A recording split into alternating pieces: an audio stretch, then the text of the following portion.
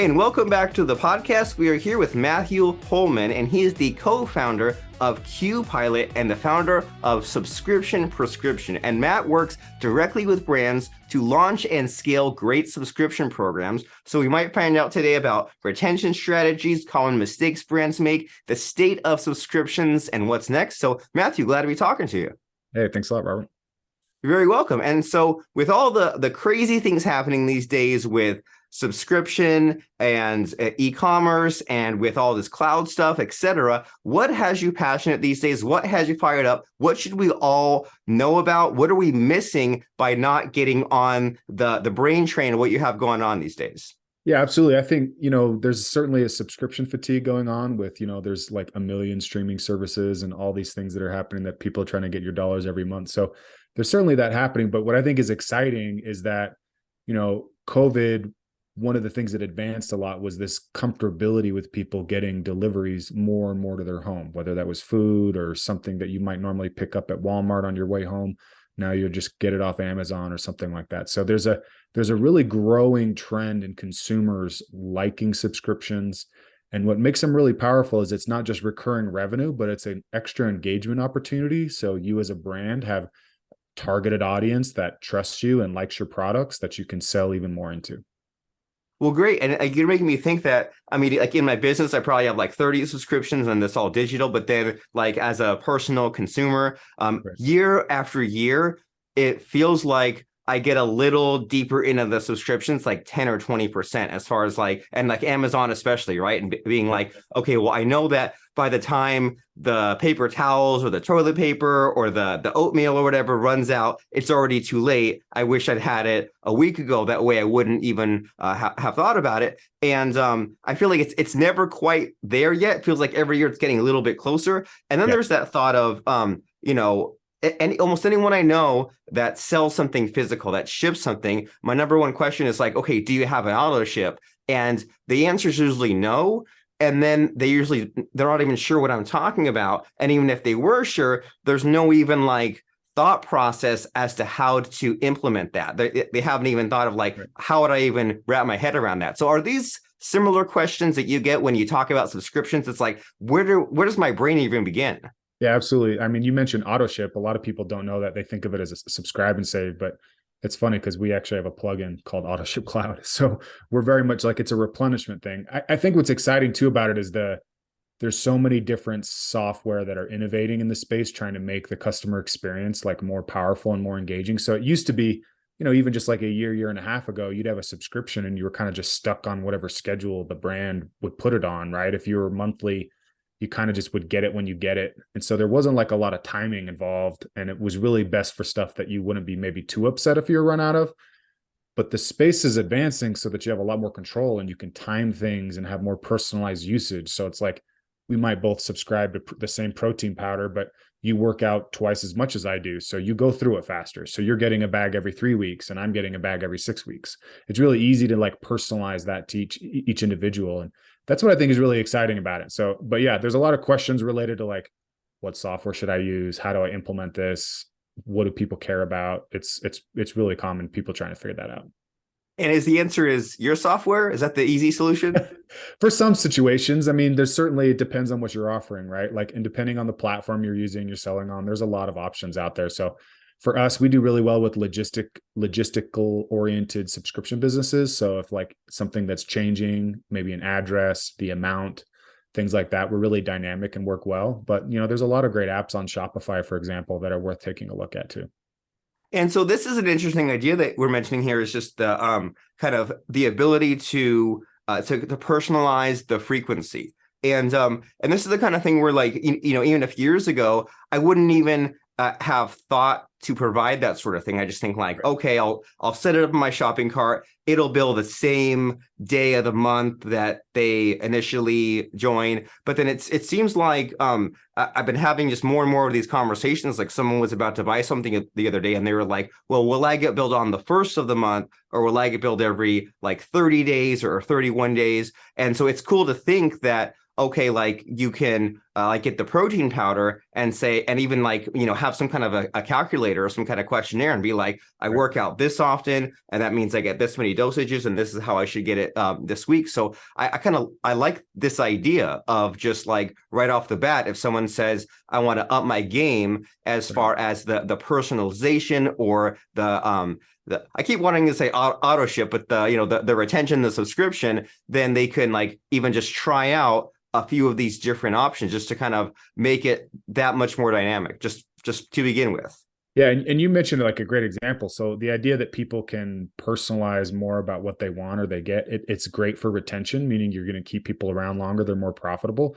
But from an acquisition standpoint, a marketing standpoint, getting somebody to fill out a quiz to tell you about their goals and what they care about and what they're willing to invest time or money in, it's an amazing acquisition strategy as well. So it's like, you're going to tell me your goals, your workout goals. I'm going to recommend product to you. You're going to get the product on the frequency that works for those goals. And now we're having a conversation so that when I want to check in with you and say, as the brand, how's it going? Do you want to try something else? Do you want to add this to your order now? You've already started that conversation with them about how you're this resource for them on that type of item and that outcome. So it's a great marketing strategy as well.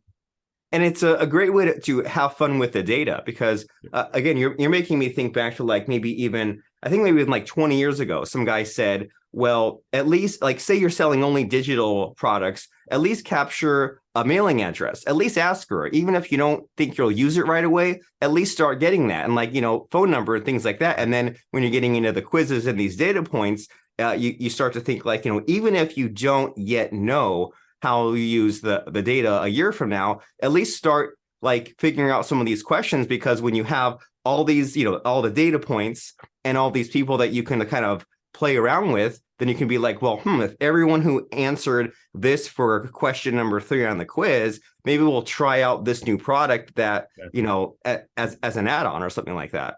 Yeah, exactly. And then you can get even more specific where you're talking about like understanding an outcome or a goal. So one of the biggest tips I give to anybody trying to scale a subscription program is go a little bit deeper on the why that people are subscribing. So it's like, and when you start to get into that kind of data, and then you tie that into reasons why people don't make it, it really gives you some key insights. So for example, like, protein powder, if somebody's saying like, hey, well, I've got some big workout goals, maybe it's pre-summer, I'm trying to get in shape or something like that.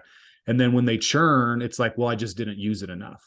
So now I know as a marketer, if I'm getting more and more of these answers of people that are having these aspirational goals, but then they're also not making them, to me, that just screams as a marketer, there's an opportunity to add like content or a coaching service or a group in there to not only make it so that they use the product more, but I can charge them more for that. It's like, if you have an aspirational goal, would you be interested in not just taking this product, but being in a support group with other people that are trying to do the same thing? And now I've got a community of people that are all trying to do that are all in a subscription, and that are all helping to enable and engage people to stay on the product and stay on the subscription longer. I like that. So it's like you're just like giving more the deep thought that your business deserves. And it's really easy to say, I've got this product and it's this price, and my only goal is just to make some dang sales. But like when you're doing this kind of back and forth conversation you're talking about, you think about the micro commitments and the reason why they're buying in the first place. And then it's like, by figuring out, like you said, where's the bottleneck? Where do they get stuck? And then what can I add in there to kind of get them to the other goal? It's like some of these other ahas in your business might just reveal themselves just from you going through this process. Exactly. Well, cool. We've been talking about some possibilities and some fun ideas, but as you know, Matt, the catastrophic failures, the mistakes are always the most fun, right? Because that's like what to stay away from, and sometimes it's really scary, but you can laugh at yourself in the past. So, do you know of any common mistakes that brands make with their subscription services that we can maybe snicker at slightly, but for the purposes of saying, let's not repeat that mistake? Yeah, I think one of the really common ones is like the idea of, it can be really appealing to a board or your CFO to enable subscriptions because the recurring revenue is predictable and you can plan against it. So when you get a top-down directive to enable subscriptions, it needs to be a little bit more specific than that, and why. So a funny story is like, last year, I believe it was BMW that rolled out a subscription to the heated car seats. So The car was getting delivered with the heating component in the seat. And if you wanted to access that part of the technology, you had to subscribe. Now, I'm not part of their data team. I can't tell you. So, this is certainly just a thing to snicker at. I wonder how much utility how much insight or research they really did in trying to uncover what would motivate people to want to do that. Because it just seems like something to make people mad. So the big mistake with subscriptions is you just start offering something without actually getting into some of the data. What are your customers asking for? What actually adds real value, right? Like, if I'm a BMW fan, I don't want to pay a subscription for a seat warmer. That's ridiculous. Why don't you charge me a subscription so I can talk to like a race car driver that drives BMWs and gives me cornering tips, right? Like, I would pay for, like, you know what I mean? So it's like thinking about what your customers actually want and getting into there. And so if it's like, something simple, you're selling a physical good and you want there to be an auto ship option, then cool. You're going to give a little bit of discount and start rolling that out and start collecting data. That's really what you should be doing without getting too complicated around crafting some really either complex experience that's not backed by data or just coming up with some random idea to see if it works. But anyway. Yeah, I remember that, but I also forgot it. And when that happened, it was just kind of like bad PR. And like you said, Who knows if they like ran the numbers and they figured that, well, we know that, this percent of people will use it and they'll pay that. Even if that's true, it just seems like really like bad PR all around to have some kind of an add-on like that. And like you reminded me of like it used to be if you bought like an ebook or software from some of these platforms, they would say like, okay, you can buy it right now for like, $5 and download it. But if you want us to like store a backup of the product you just bought for a year, it's like another like $10. And I'm like, so does that mean if I come back and I need to get my download, I can't because I didn't pay this weird extra fee for you to store the thing for me? Like sometimes it just kind of like hurts the brain and that sort of in that sort of situation. And so you have this software, you've seen all these things, you've seen what to do and what not to do.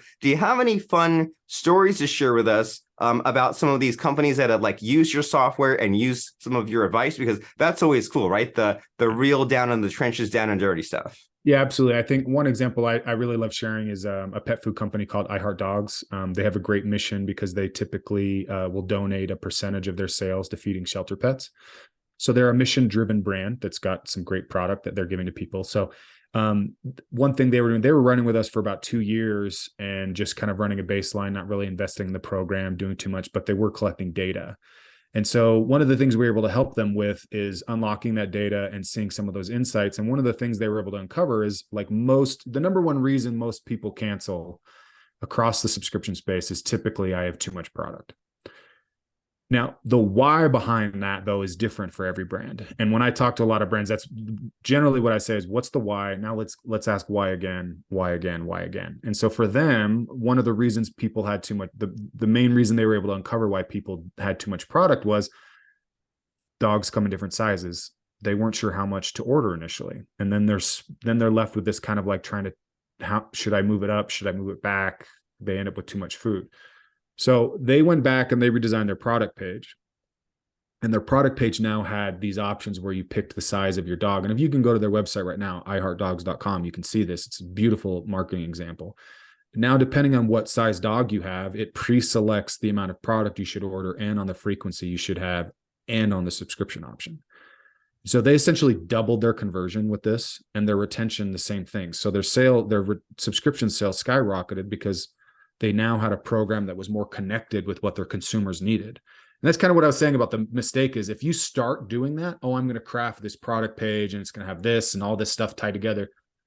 You don't really know that's the reason why people would stay or go. Like it's a good idea, but once you start running it, you start to uncover these reasons and then you craft a better experience. And so that's a fun one that I like to share because it just shows how you can pay attention and learn more about the reasons why customers are having problems, and then you can go back and fix it. And it affects both acquisition and retention at the same time.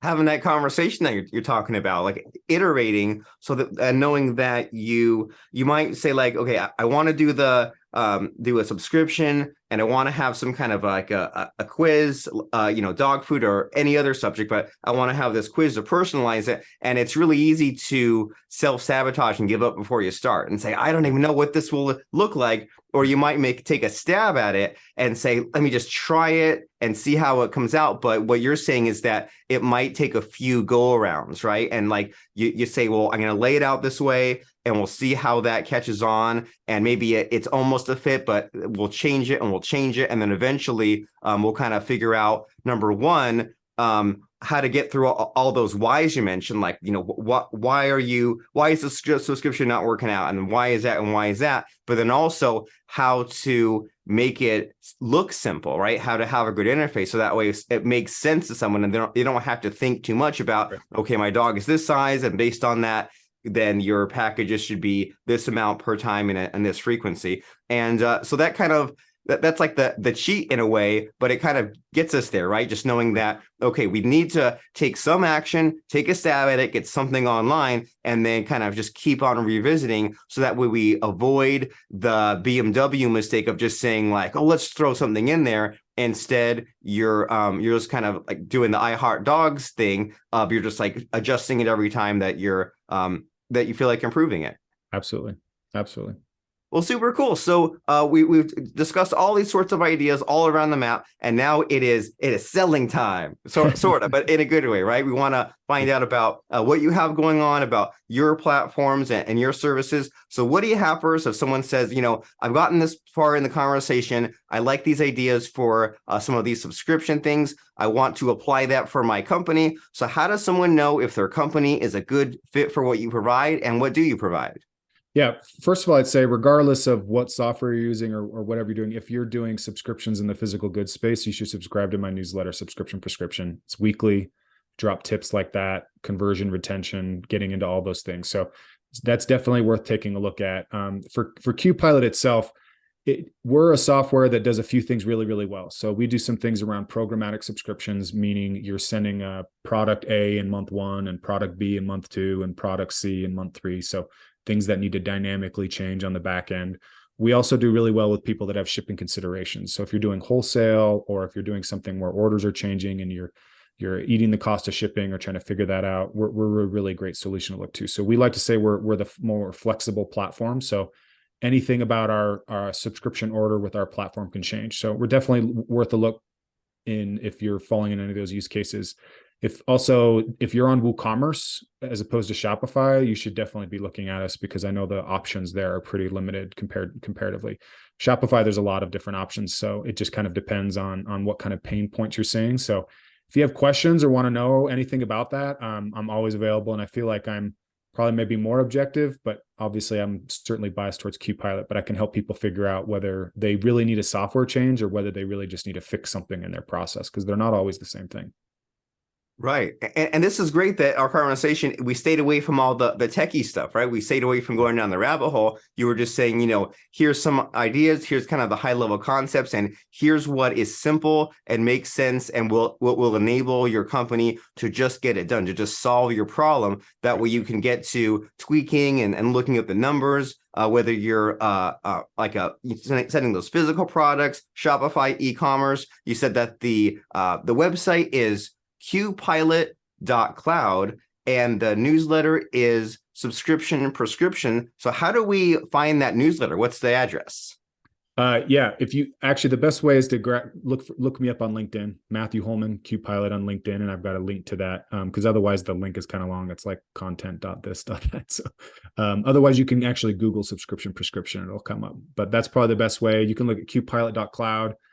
We actually have a new site up at QPilot.com as well. That's a little bit more just user friendly. The QPilot.cloud one's got a bunch of technical stuff on it. So, but anyway, yeah. Well, you're all about personalization, right? So if you say, Absolutely. Hit me with the technical stuff, QPilot.cloud. But if you say, just make it simple for me as a business owner, QPilot.com. And as you know, Matthew, the people are what matters, right? It's easy to get stuck in the cloud computing and say, I've got this platform and this programming and, these servers, but the people are what it's all about, right? The people with the companies and the people who are the customers these companies are helping. So it makes sense to reach out on LinkedIn. That way someone can connect with you there, and they can follow you, and they can see what it is that you're posting, and they can message you directly. So that's Matthew Holman on LinkedIn, and we'll spell that out. That's MATTHEW, last name HOLMAN, from QPilot, or from QPilot. Tell them Robert Plank sent you, and that way you'll kind of enjoy